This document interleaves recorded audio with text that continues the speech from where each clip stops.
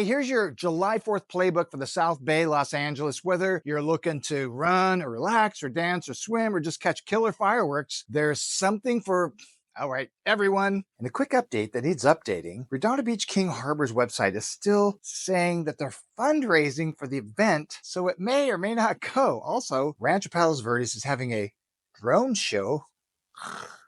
What? Below is a list of 4th of July events by city and a website with a ton of other places in SoCal. If you plan on shooting off illegal fireworks, just a note, a lot of cities have been telling us that they're going to be using drones to find you and fine you. Let me know your favorite event in the comments or reply back, and keep your fingers, have fun.